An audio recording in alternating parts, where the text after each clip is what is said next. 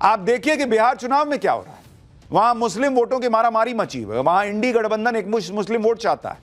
इस चक्कर में इंडी गठबंधन ने ओवैसी को किनारे लगा दिया। ओवैसी ने बिहार में इंडी गठबंधन में शामिल होने की इच्छा जताई थी। ओवैसी की पार्टी ने इसके लिए लालू यादव को अप्रोच भी किया था, लेकिन अब खबर है कि आरजेडी और कांग्रेस ने ओवैसी को ना बोल दिया है।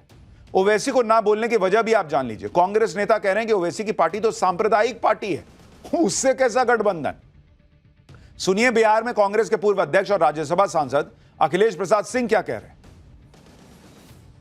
सांप्रदायिक एजेंडे वाली किसी भी पार्टी को कांग्रेस पार्टी साथ नहीं दे सकती है। ये हमेशा से हम लोगों का विचार रहा है और एमआईएम लगातार पिछले दरवाजे से भारतीय जनता पार्टी को मदद करती रही है, तो उनके साथ जाने का कोई मतलब ही नहीं। कांग्रेस की तरह ही आरजेडी को भी ओवैसी से दिक्कत है। आरजेडी के नेता कह रहे हैं कि ओवैसी को अगर वाकई सेक्युलर ताकतों की मदद करनी है तो बिहार में चुनाव ही नहीं लड़े। आरजेडी का तर्क है कि जब वो चुनाव लड़ने हैदराबाद नहीं जाते तो ओवैसी बिहार क्यों आ रहे। अरे भाई आप जाइए हैदराबाद, आपको किसी ने मना किया है। इंडी गठबंधन ने ओवैसी को तेवर दिखाए तो ओवैसी भी कहां पीछे रहने वाले थे। ओवैसी ने साफ कहा कि एक तरफ तो इंडी गठबंधन उस पर बीजेपी की बी टीम होने का आरोप लगाती है, दूसरी तरफ साथ चुनाव लड़ने से मना भी करती है। ओवैसी ने कहा कि एक तरफा मोहब्बत नहीं चलेगी। सुनिए 2 दिन पहले दिया ओवैसी का यह बयान। देखिए, एक तरफा मोहब्बत नहीं होने वाली, एक तरफा मोहब्बत होने वाली। और बिहार की जनता ये देख ले, इस बात को समझ ले कि हम पर जो इल्ज़ाम लगता था वो झूठ की बुनियाद पर, और इसलिए इल्ज़ाम लगता था कि वो नहीं चाहते कि गरीब मजलूम लोगों की एक उनका नेता बने, उनकी पॉलिटिकल लीडरशिप बने। वो यही चाहते हैं कि आप उनके गुलाम बनकर रहें और उनके पीछे सर झुकाकर जिंदगी गुजारें। हम भी आपसे कह रहे हैं कि हम तो कह रहे हैं कि हम भी बीजेपी बनाना चाह रहे हैं। अब अगर कोई ये समझ रहा है कि एक तरफा मोहब्बत नहीं होती है सियासत में, हम अपना चुनाव लड़ेंगे, अच्छी तरह लड़ेंगे। इधर बिहार में इंडी गठबंधन ने ओवैसी से किनारा कर लिया। उधर राहुल गांधी ने असम जाकर नया बवाल मचा दिया। राहुल गांधी ने आज असम में रैली की और रैली के दौरान उन्होंने असम के सीएम हिमंता बिस्वा शर्मा को जेल भेजने की बात कह दी। राहुल गांधी ने कहा कि असम के सीएम को ना मोदी बचा पाएंगे ना अमित शाह बचा पाएंगे। सुनिए राहुल गांधी को एक बार। आपके चीफ मिनिस्टर अपने आप को चीफ मिनिस्टर नहीं समझते हैं, असम के राजा समझते हैं। और असम का राजा 24 घंटे कभी अदानी को कभी अंबानी को आपका धन आपकी जमीन देने में लगे हुए हैं। मगर अगर आप उनकी आवाज अच्छी तरह सुनोगे, टीवी में अगर आप उनको अच्छी तरह देखोगे तो आपको पता लगेगा कि आवाज के पीछे डर है। बड़ी बड़ी बातें करते हैं, चिल्लाते हैं, क्योंकि वो जानते हैं कि एक ना एक दिन कांग्रेस के जो बब्बर शेर हैं उन्हें पकड़ के जेल के अंदर डाल देंगे। वो जानते हैं कि जो उन्होंने भ्रष्टाचार किया है, उनके परिवार ने जो भ्रष्टाचार किया है, कभी ना कभी उसका हिसाब उन्हें असम की जनता को देना पड़ेगा। मैं आज आपको बोल रहा हूं कि कुछ ही समय में आपको यही मीडिया वाले आपके चीफ मिनिस्टर को जेल जाते हुए दिखाएंगे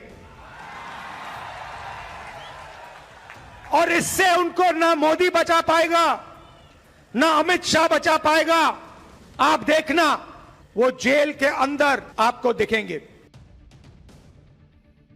जिस तरह से राहुल गांधी ने असम के सीएम को जेल भिजवाने की धमकी दी, उससे सियासी पारा बढ़ गया। सीएम हिमंता बिस्वा शर्मा ने भी राहुल गांधी को तगड़ा जवाब दिया।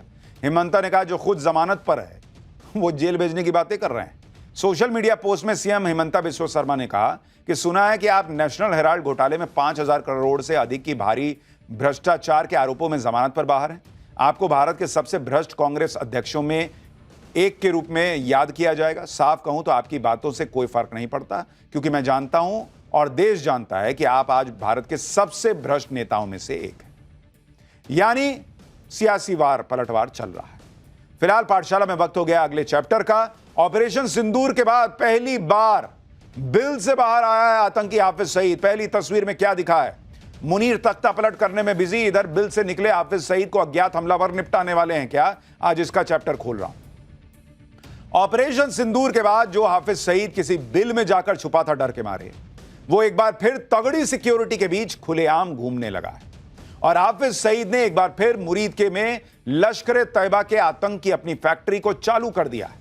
आज पाठशाला में मुरीद में हाफिज के टेरर फैक्ट्री के अंदर चल रही आतंकियों की ट्रेनिंग की एक एक एक्सक्लूसिव तस्वीर आपको दिखाएंगे। लेकिन यह सबको हैरान कर रहा है कि जो हाफिज सईद इतने दिन छुपा बैठा था वो अचानक बाहर कैसे आ गया। वो खुद बाहर आया है या उसे बाहर लाया गया है? क्योंकि आप ये देखिए कि पहले ही यह खबर आ चुकी है कि तख्ता पलट की तैयारी कर रहा मुनीर अगस्त में एक बार फिर भारत में बड़ा आतंकी हमला करने की साजिश में जुटा है। अब या तो मुनीर ने हाफिज सईद को भारत पर आतंकी हमला करने के लिए बाहर निकाला है या फिर मुनीर की कोई और प्लानिंग है। हाफिज सईद को बिल से निकालकर असीम मुनीर का असली गेम क्या है, आज पाठशाला में इसके बारे में भी आपको बताऊंगा। लेकिन हाफिज सईद बिल से बाहर आया है, क्या अब उसका मरना तय है? क्या अज्ञात हमलावर उसको भी ठोक देंगे? क्या होने वाला है हाफिज सईद के साथ? एक ट्रेलर देखिए, फिर पूरा विस्तार से बताता हूं।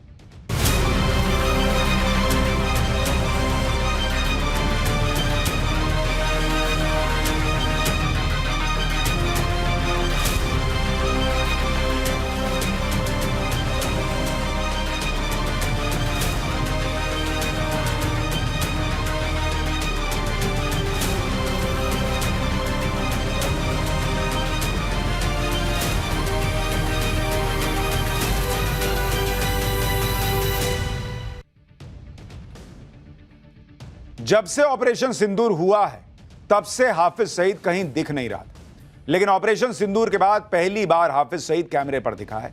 जिस हाफिज सईद के बारे में पाकिस्तान बार बार कहता है कि वो जेल में बंद है, वही हाफिज सईद लश्कर के आतंकियों के बीच दिख रहा है। आप तस्वीर देखिए, ये जो आपको दाढ़ी में शख्स दिख रहा है, ये हाफिज सईद बताया जा रहा है। हाफिज सईद के जो वीडियो सोशल मीडिया पर वायरल हो रहे हैं उसमें हाफिज सईद लाहौर के पास मुरीद में अपने आतंकी अड्डे में खुलेआम आतंकियों के बीच बैठा नजर आ रहा है। जिस स्टेज पर हाफिज सईद बैठा नजर आ रहा है उसके ठीक पीछे बड़ी संख्या में उसके बॉडीगार्ड वाले भी खड़े दिख रहे हैं। यही नहीं, स्टेज के ठीक नीचे भी हथियारबंद सिक्योरिटी वाले तैनात दिख रहे हैं। पाकिस्तान में कैसे हाफिज सईद का गुणगान हो रहा है, एक बार ये देखिए, फिर आपको बताऊंगा आखिर क्यों हाफिज सईद को असीम मुनीर ने बिल से बाहर निकाला है। यानी हाफिज सईद की शान में कसीदे पढ़े जा रहे हैं। हाफिज सईद वो आतंकी है जिसका अचानक सामने आना सबको हैरान भी कर रहा है, क्योंकि सब जानते हैं कि हाफिज सईद को बिल से बाहर निकालने का मतलब है किसी भी वक्त हाफिज के साथ कुछ भी हो सकता है। क्योंकि एक तरफ भारत के सीधे टारगेट पर हाफिज सईद है, दूसरी तरफ पाकिस्तान में अज्ञात हमलावर घूमते ही रहते हैं जो हाफिज सईद जैसे आतंकियों को देखते ही ठोक देने की फिराक में रहते हैं। क्या हाफिज सईद को इसलिए बाहर निकाला गया है कि अज्ञात हमलावर उसे ठोक दें? क्योंकि पिछले कुछ महीनों में हाफिज के कई करीबियों को अज्ञात हमलावरों ने निपटा दिया। जैसे एक हफ्ते पहले ही पाकिस्तान के दीर में अज्ञात हमलावरों ने हाफिज के बेहद करीबी आतंकी मुफ्ती हबीबुल्लाह हक्कानी की गोली मारकर हत्या कर दी। इससे पहले मई में हाफिज के एक और करीबी आतंकी अबू सैफुल्लाह की गोली मारकर हत्या हो चुकी है। मई में ही लश्कर के को फाउंडर और हाफिज के करीबी अमीर हमजा को गोली मार दी गई थी, जो अब भी लाहौर के मिलिट्री हॉस्पिटल में आखिरी सांसें गिन रहा है। मार्च में लश्कर तैयबा के फाइनेंसर अब्दुल रहमान को कराची में अज्ञात हमलावरों ने ढेर कर दिया था। अब्दुल रहमान को भी हाफिज का करीबी माना जाता है। मार्च में ही लश्कर के टॉप कमांडर और हाफिज का करीबी आतंकी अबू कताल भी अज्ञात हमलावरों की गोलियों का निशाना बना था।